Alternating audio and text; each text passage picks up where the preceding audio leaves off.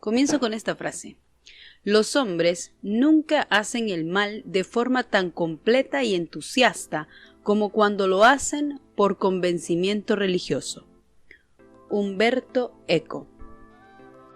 Umberto Eco, escritor, ensayista, filósofo, medievalista y crítico cultural italiano, nacido en 1932 en Alessandria, Italia, contravino los deseos de su padre, que quería que fuese abogado, y cursó estudios filosóficos medievales en la Universidad de Turín, donde obtuvo su doctorado y fue profesor.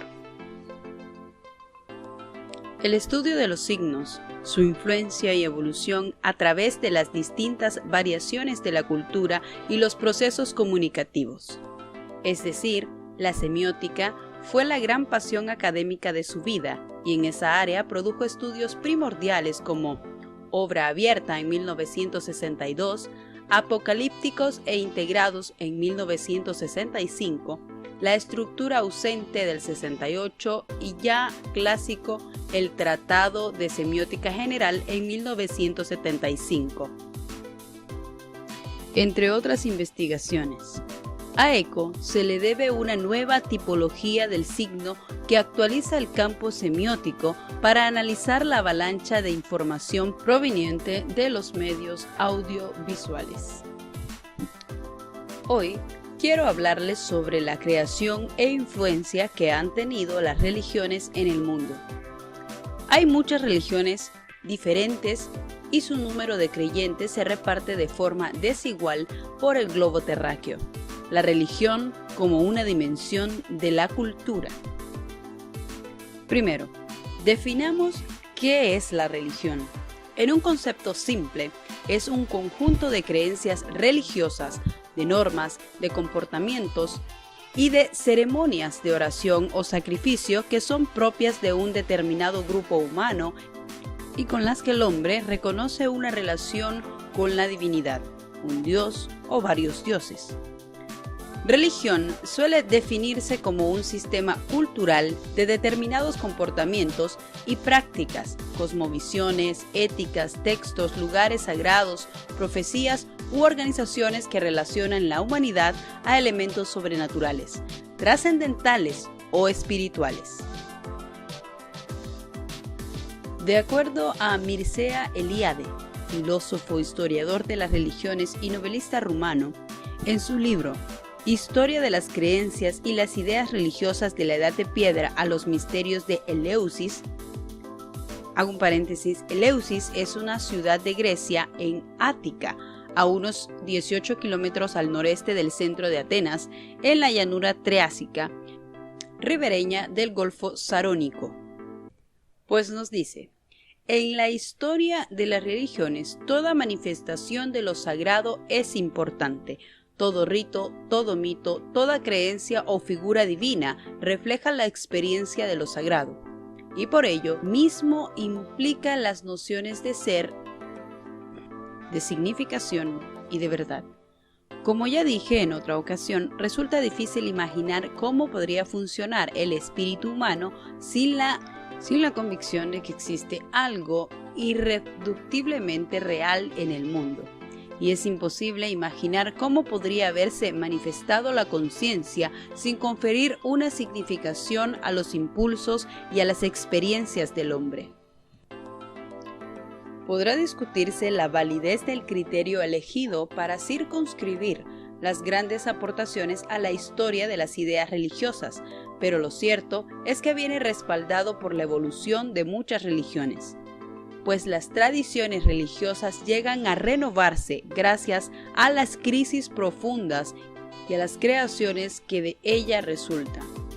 No tenemos más que recordar el caso de la India, en que la tensión y la desesperanza provocadas por la desvalorización religiosa del sacrificio brahmánico impulsaron una serie de brillantes creaciones, las Upanishads, la articulación de las técnicas del yoga, el mensaje de Gautama Buda, la devoción mística, entre otros, cada una de las cuales constituye en realidad una solución distinta y audaz a la misma crisis.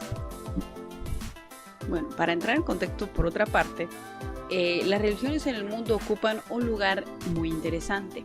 Encontramos al cristianismo en primer lugar con un 31,5% de la población mundial, el Islam que le sigue con un 23,2%, sin el hinduismo, que sería la tercera religión más seguida, considerada más que todo una filosofía, 15%, el budismo con un 7,1% y las religiones tradicionales, que estas pues son religiones de los pueblos, como se pueden denominar, con un 5,9%. Otro punto muy interesante es que dentro de cada una de estas religiones que ocupan en estos momentos los primeros lugares o de mayor afiliación a nivel mundial, cada una tiene una subdivisión religiosa, y eso es de repente lo que muchos confunde o hace que de repente no quieran afiliarse a ningún tipo de religión. El cristianismo es una religión abrahámica monoteísta basada en la vida y enseñanzas de Jesús de Nazaret. Es la religión más extensa del mundo, con 2.400 millones de seguidores, de acuerdo a un estudio realizado hasta el año 2019. Este es una religión diversa, tanto cultural como doctrinalmente. Si bien es cierto que es una de las más extensas del mundo, hay que tomar en cuenta que la misma se subdivide en 4 ramas.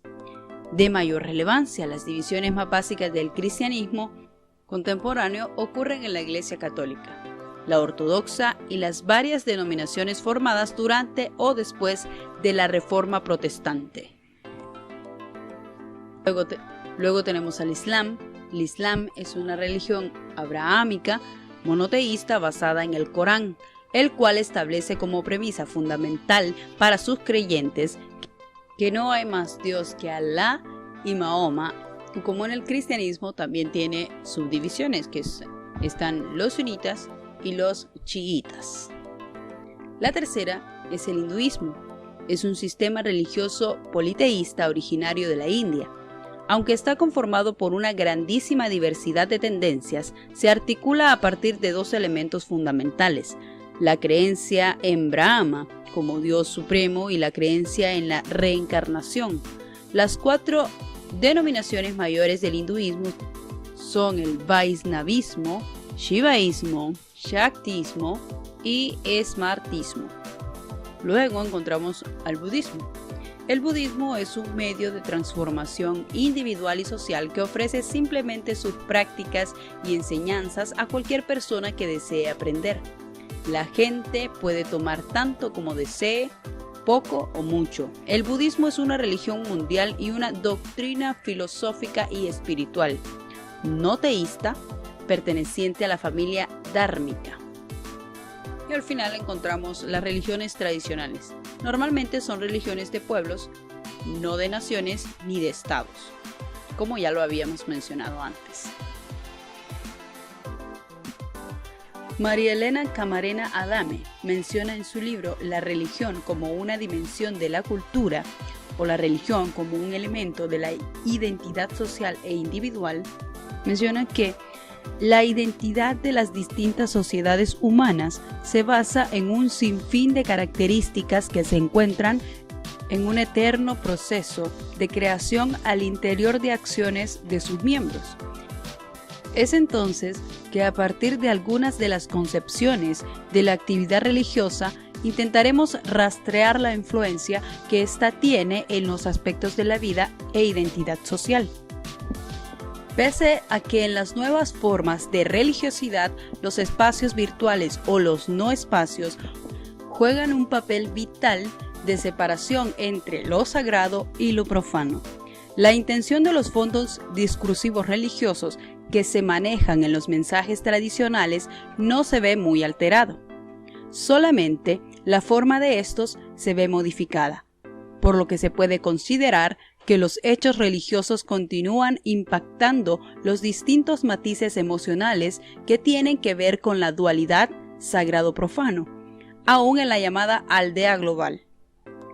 La religión acompaña al hombre y a la sociedad como un elemento básico de la composición del individuo y de su propia identidad, de manera que las formas en que se presenta y organiza la religión al interior de la masa social es lo que le da el carácter de una estructura y de una entidad que va a formar parte del devenir humano. Y entramos a otra parte importante: sociedad y religión, catolicismo y liberalismo. Las etapas del enfrentamiento por la definición de la modernidad religiosa en América Latina, según el doctor Fortunato Maggi-Masi, sociólogo. La modernidad en América Latina no es un proceso homogéneo y lineal, sino que se ha ido construyendo de avances y retrocesos. El beneficio de la modernidad ha brindado oportunidades desiguales para el conjunto de la ciudadanía. No hemos vivido en el camino irresistible de la promodernidad rural a la modernidad industrial y hoy a la posmodernidad mediática e informática. Ella ha sido en cada momento histórico fruto de los conflictos, negociaciones y enfrentamientos que han dado características propias a la religión, donde, por ejemplo, la distribución de la riqueza es totalmente desigual, permitiendo así que convivan excluidos, vulnerables, empobrecidos y precarizados junto a sectores sociales enriquecidos, con los mismos parámetros de consumo que en las ciudades de alto desarrollo. Es así como nos preguntamos qué tiene que ver esto con la religión. No existe un campo religioso fijo e inamovible. Por el contrario, sus límites son flexibles, cuestionados y en disputa permanente por actores estatales, societales, oficialistas o de oposición, que salvo excepciones, no niegan lo religioso, sino que discuten cuál debe ser su presencia y accionar simbólico e institucional. Bien, recordemos que lo religioso es una realidad al mismo tiempo institucional, social, cambiante, histórica y simbólica. El esfuerzo de sistematización por expertos, sean especialistas científicos, magos, hechiceros, artistas o surgidos en la calle, y la lucha entre ellos por darle el significado último, verdadero, único a los hechos de la cotidianidad nos permiten descubrir la pluralidad de opciones que hoy recorren nuestros países y que todo estudio debe tener en cuenta. En fin, si nos queda muy claro que el papel que juegan las religiones en la vida cotidiana es importante, pero sería de mayor importancia si los encargados de reparar en consejos para los creyentes no fuesen contradictorios o para su beneficio singular, que las masas fuesen capaces de discernir en realidad entre lo correcto y lo no correcto, en vez de hacer cosas malas sabiendo que al final siempre serán perdonados o absueltos por estas faltas. Hasta aquí el tema de hoy. Te espero en la próxima entrega de tu programa Historia Inmortal. Te acompañó Gabriela Cruz Bonilla.